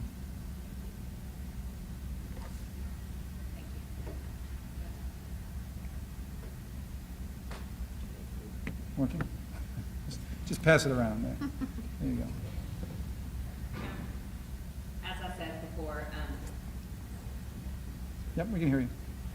that, you know, the information is, your kids are getting it on social media, it's out there already. And so we have to definitely get the information to them because the bad information is already reaching them. One example that I kind of stumbled across is, so everybody knows where Skinny J's is in North Little Rock, the restaurant that's downtown. I went to Facebook and searched for it to look up something, and I immediately got a message that said, you know, do you need help? And I realized, oh, because of eating disorders, right? And I thought, oh, that's nice. But I thought, I'm just gonna put in 5 pills online and see what happens. No warning. Went right to Facebook pages that are proudly showing shipments of those blue pills all over the country. So we've got to talk to the kids and to the parents. Fix is small, and we're very pinpoint in what we're trying to do, because that's the only thing that I have experience with, is losing a child to a counterfeit pill. I don't have an experience with addiction, as I said, and so we slide in and kind of support those other organizations, and then talk about this kind of branch off issue that's out there. That kids have learned to reduce, you know, deaths by DUIs and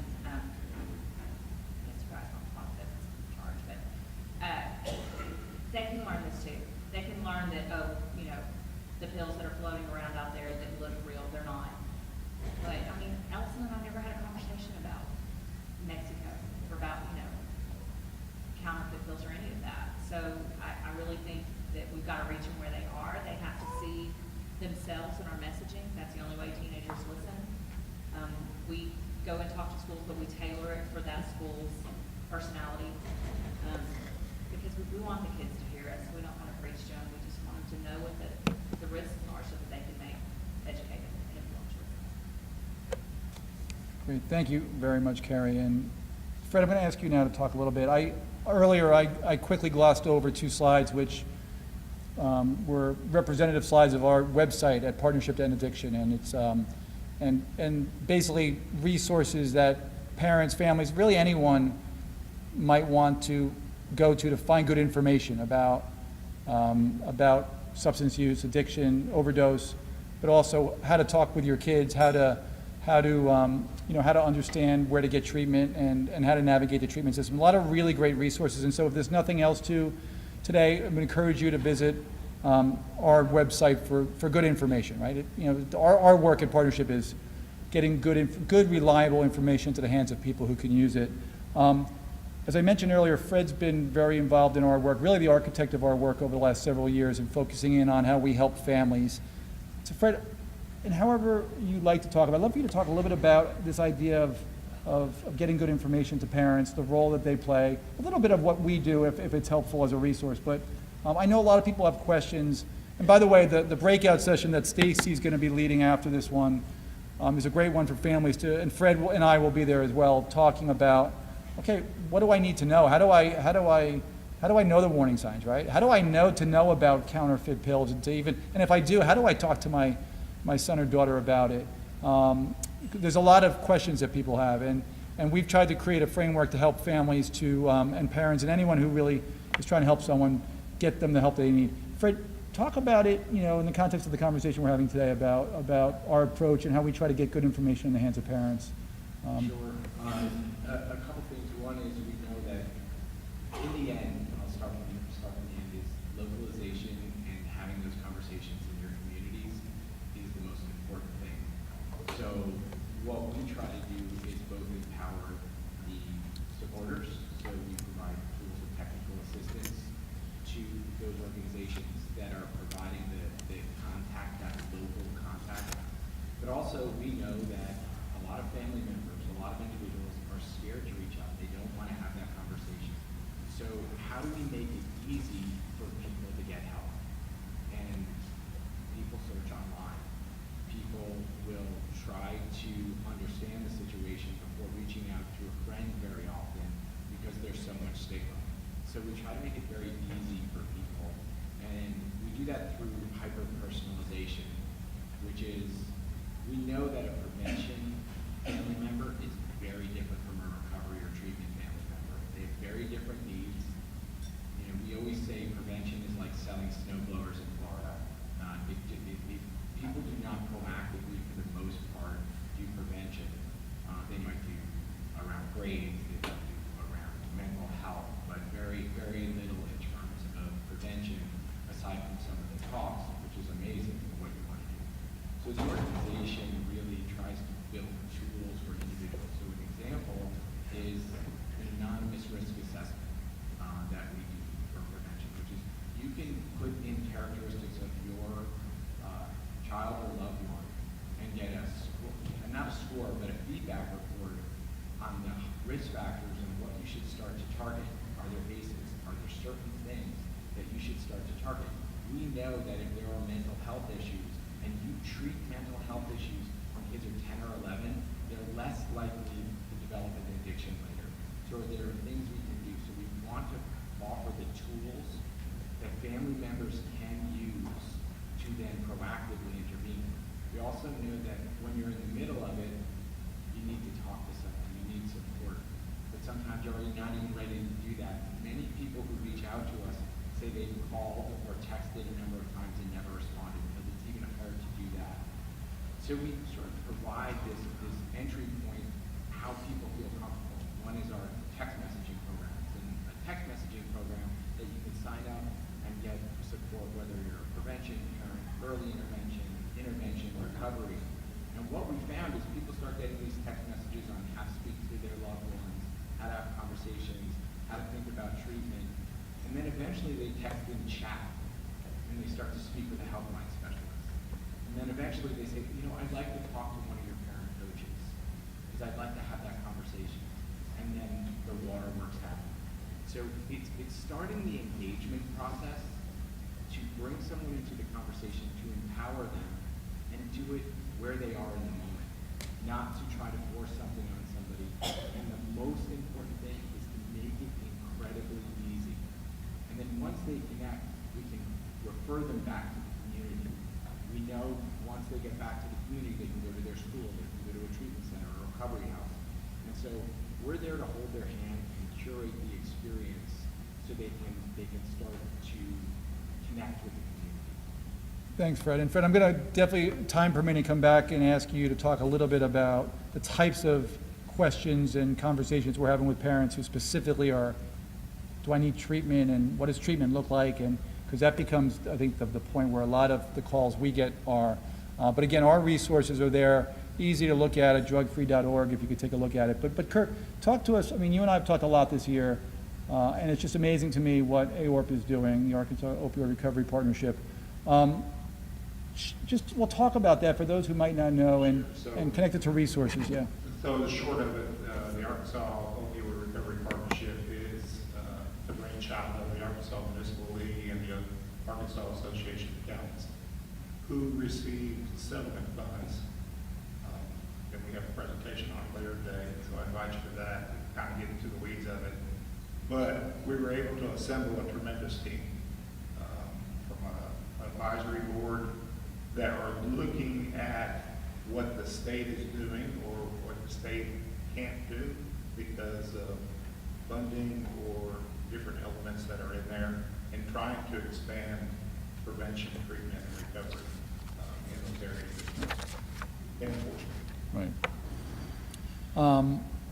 Definitely going to come back to you with some questions too. But Fred, let me come back to you on this one now.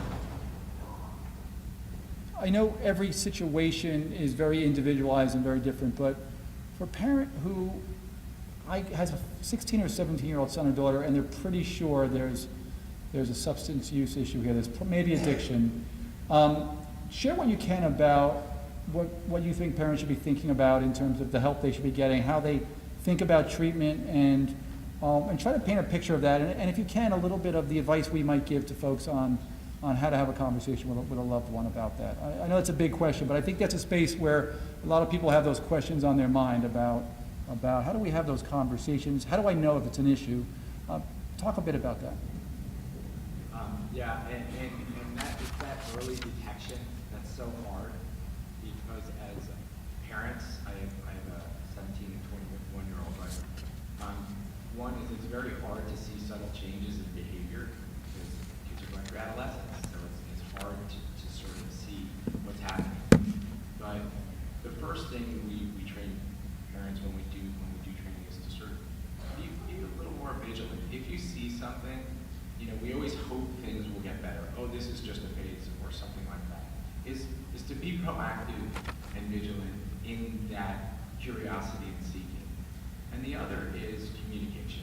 And I know it's trite, but it is about open, non-judgmental, highlight non-judgmental, empathetic communication of meeting someone where they are. We train family members not to have a conversation when your child becomes home high or drunk. You don't have the conversation then. Talk in the morning. You have a conversation to start to have a discussion about what things are when things come up. In terms of at the dinner table, just have these non-judgmental conversations. One of the most important ways to because what do kids do? They resist. Oh, I'm good. It's very alarming for young people. So starting those conversations and being vigilant about it. One of the things parents often want, and people want, is give me something so I can fix my kid. Give me something so I can fix myself. Fortunately, it's not that. This is a journey. Treatment is only the beginning. So we really focus on helping parents shift their mindset a little, that this is not something that you can just fix and walk away from, that it's a journey. And we're going to hold your hand on that journey, and we're going to give you the resources on that journey to help you find the right treatment, but way more importantly, we're going to give you the resources after, because that is by far, the recovery movement is the most important thing to happen to addiction treatment by far in the last 50 years. And I remember when my dad, just briefly, when I came home from my last treatment of, I can't even count, about 3 months later, he's like, oh, you want a beer? And I was like, no. He's like, no, you got a drug problem. Oh, okay. So we had a long conversation about what that meant. And he had no clue. It was all out of love. It was all out good. So this constant, this training that this is a journey, I think is probably the most important. And before I go to Carrie and then Stacy with the next question, Fred, share a little bit too, for those who may not know, and a lot of folks here who do know this, whether you're in recovery or you're a recovery advocate or you're a medical professional, but when you talk about treatment, obviously there's different substances, but talk about the landscape of what treatment might look like for those who may not know. You're talking about, is it medication? Is it things, we talked about the trauma. How do you deal with the trauma? Just give it a little bit of a landscape so everyone understands about the process of identifying what treatment might look like for yourself or your loved one looks like, so people have a sense of that. Yeah, so like using young people as an example, when we think about treatment, we want to think about trauma-informed care, as we first want to think about age-appropriate treatment for young people. We don't want a 15-year-old going to a treatment center with 34-year-olds and 50-year-olds. It's very different. We want it to be safe. Family engagement in the treatment process is crucial. We know that when families are involved in treatment, and when I say family, that is a big umbrella. That can be a friend, that can be an uncle, that can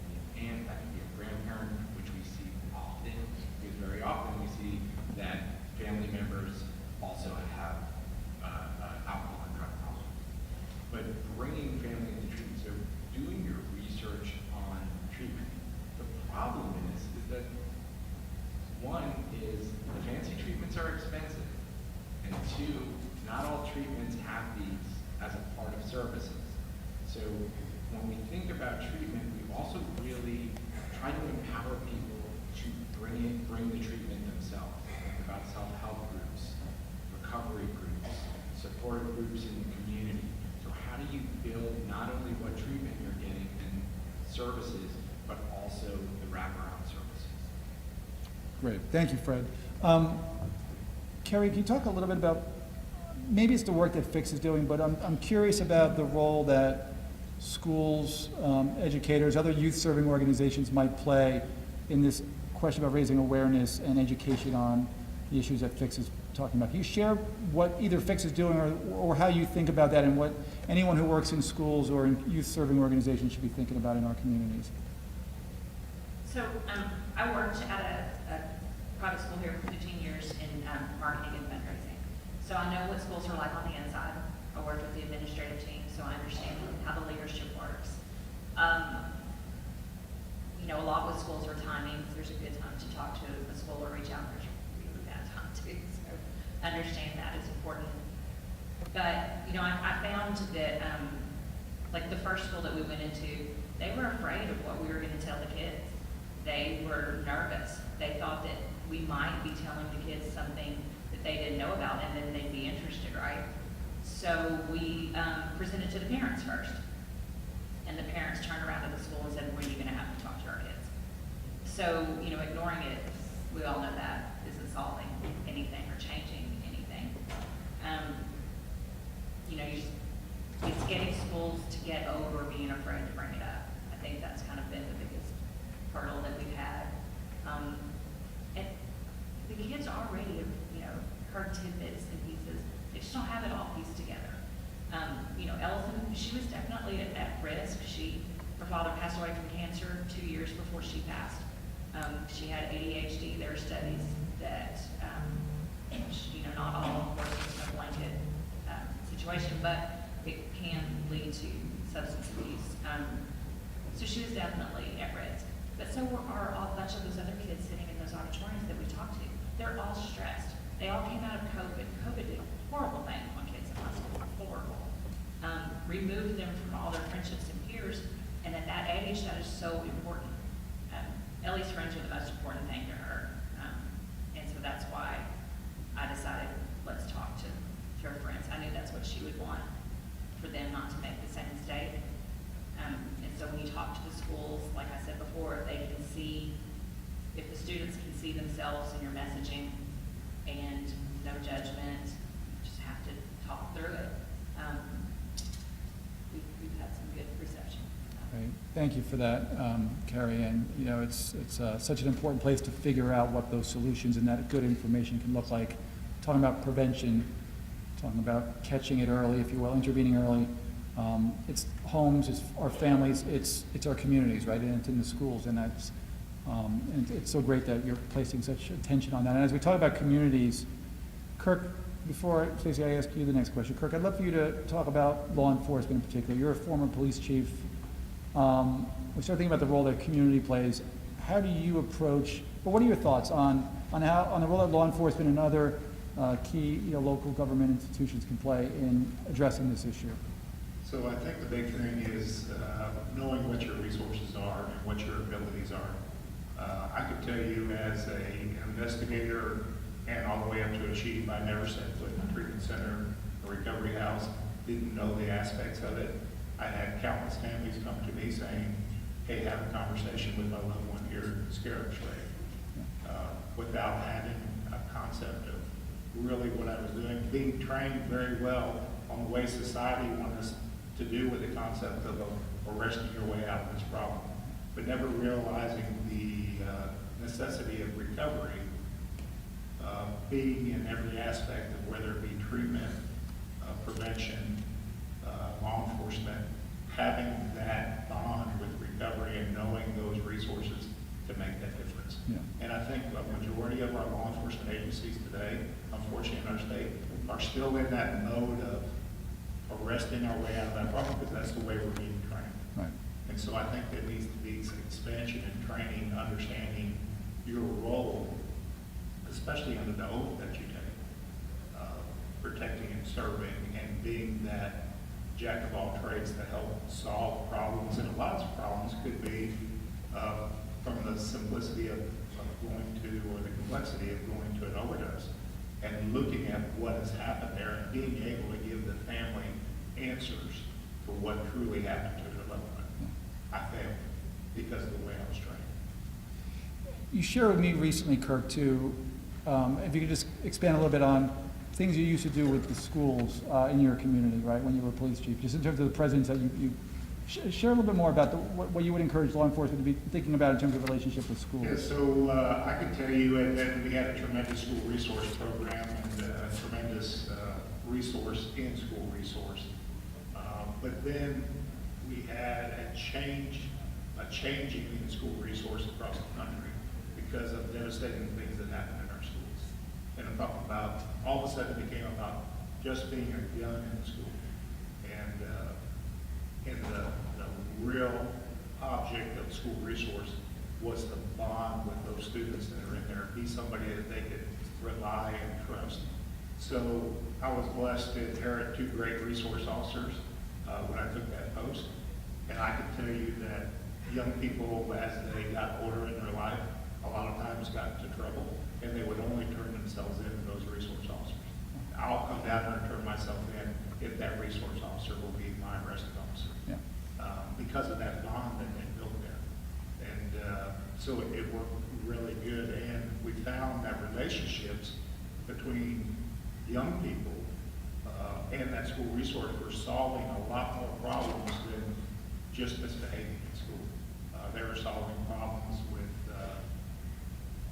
things that were happening in the community, things that were happening in their home, abuses that were happening in their home, and we really worked to educate that resource in the school.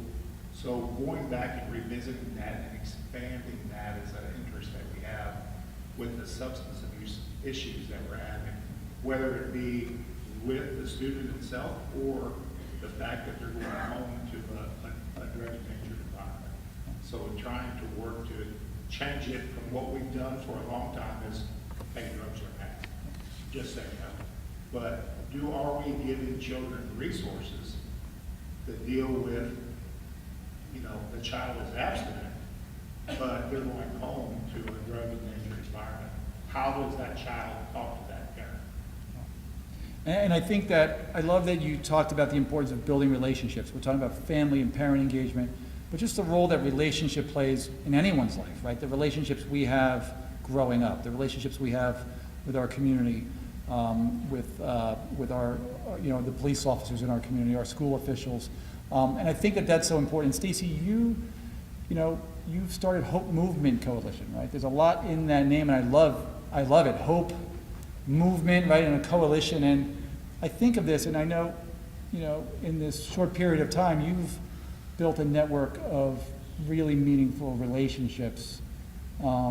Share a little bit, I don't mean to put you on the spot, but share a little bit about where you see Hope Movement Coalition going as a force for love and support and hope and progress on this issue here in Arkansas. Well, part of our parenting session is going to be on our You Are Not Alone program. But just to put that in a nutshell for everyone else, we have created a program to identify needs that families that have lost someone to substance use disorder or fentanyl poisoning, what they need in those moments right after the call or right after the knock on the door. And we called it You Are Not Alone because so many of us were lacking. I listened to Fred talk about what you guys have to offer for those families that are walking through the battle with a loved one. I didn't know you existed. And so I walked through my son's disease alone, and then I walked through his loss alone. And that is what we as an organization, as a community, want to prevent for other families. We help offset the cost of funerals. We, for those that don't have PTO or vacation, we help offset some of those financial needs. We have an 8-week grief course. This weekend we have a grief retreat. All of these are cost specific. All of it is lacking in the state. We have great grief retreats, But I can't sit next to a woman who lost her 6-year-old in a drowning accident and talk about my 22-year-old son that died with cocaine and fentanyl in his system. It's not the same thing. So we had to prepare, or we had to create a safe space where those conversations could happen. What I would like to see in the next 5 years is that every family that's lost someone in this state knows who we are, comes to our monthly meetings, joins in on our retreats. We have so many families in this state that to this day, they're 5-10 years in, and they still will not be honest about the cause of death. That's not okay. In 5 years, I want every family member, every loved one, to be able to say without any hesitation, it was fentanyl poisoning. It was an opioid overdose.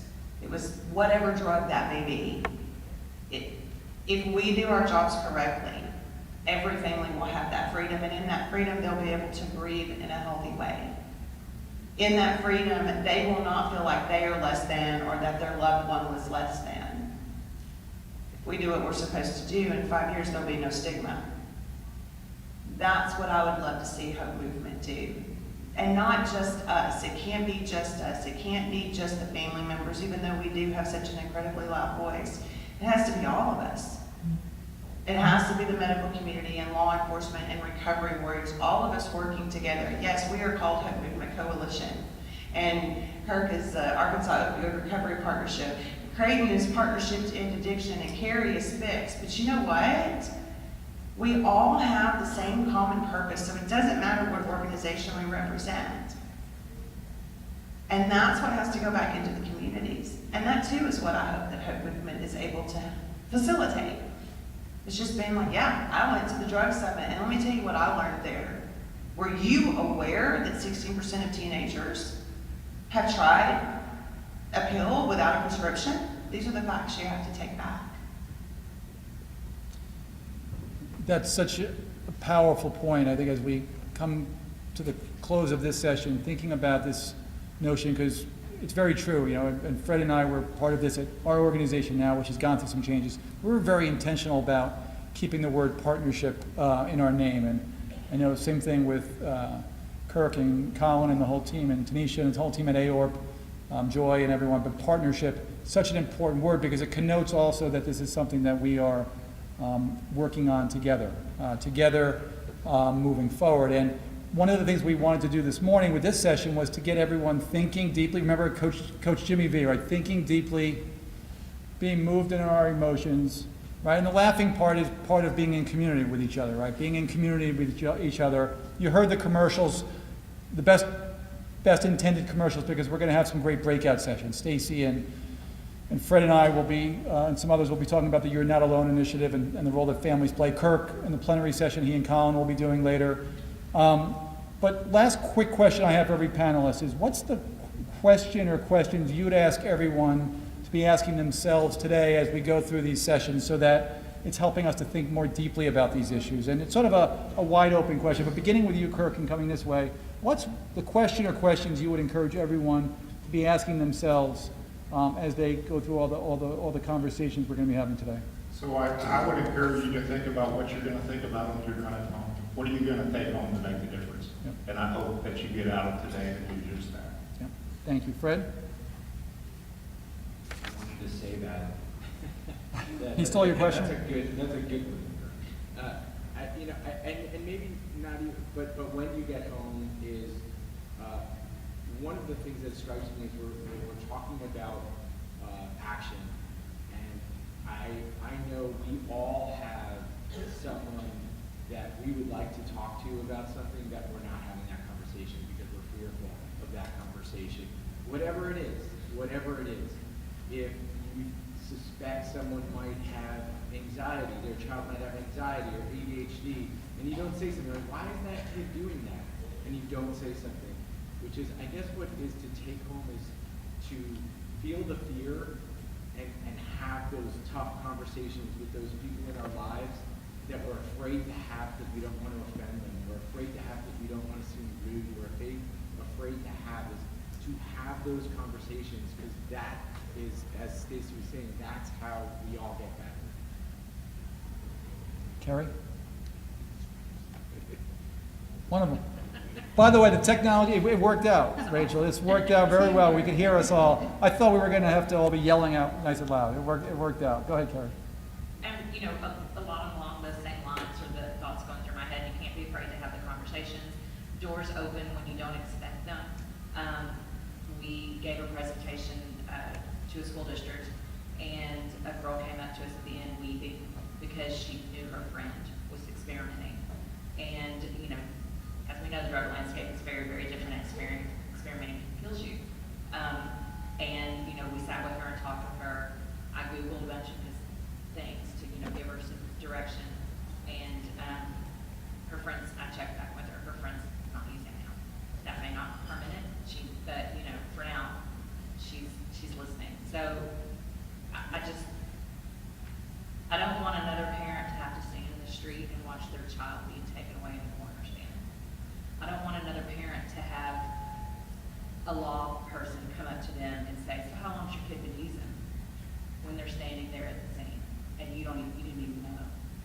And I'm one of those parents that I knew everything, right? I checked her phone periodically. I had to know every password. If I didn't, she lost whatever device that was on. She had to text me wherever she was as evidence of the night before she passed. I mean, we were in close communication, and it still happened to her. Thanks, Kerry. And Stacy, why don't you help us end here with a question you'd ask everyone to be thinking about today, or questions? I wish I could have gone first instead of last, because everything that you all said is so true. I think the question that I want you all to ask yourself is, while we have so many individuals struggling with substance use disorder, I want you to ask yourself, do you struggle with a stigmatized mindset? I want you to really take a moment and ask yourself, do you ever identify someone to the left or the right and think, oh, they're one of those people? Do you ever hear of another death caused by illicit drugs and think, well, that was that family? You have to have that conversation with yourself.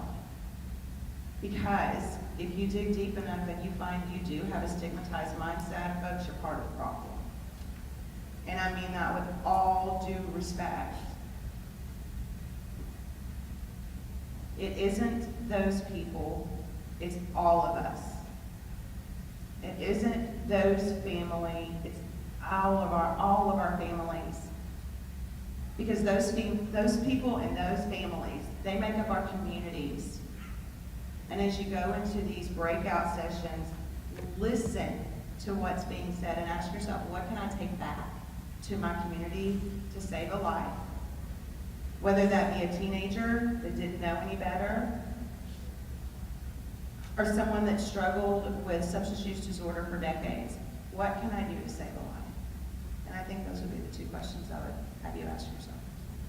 And I don't think there's a better way than to conclude our session this morning. I want to thank all of you for being here, for thinking about your why, thinking about these questions, these hard questions, but bringing your best self and your love and compassion into these conversations, and this desire to continue learning and working towards solutions. Please join me in giving a warm and heartfelt thanks to our panel. And I will turn it back over to Rachel, I guess, and thank you, and we'll see everyone at the breakout sessions. Thank you so much, everyone.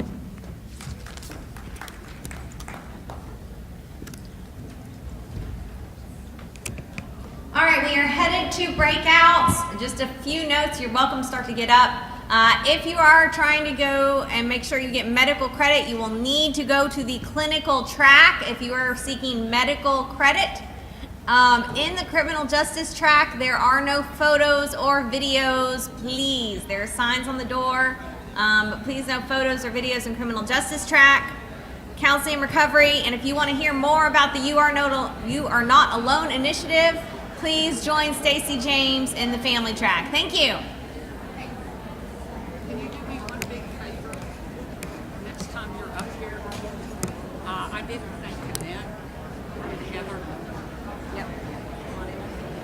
Can you please do that for me? I love you.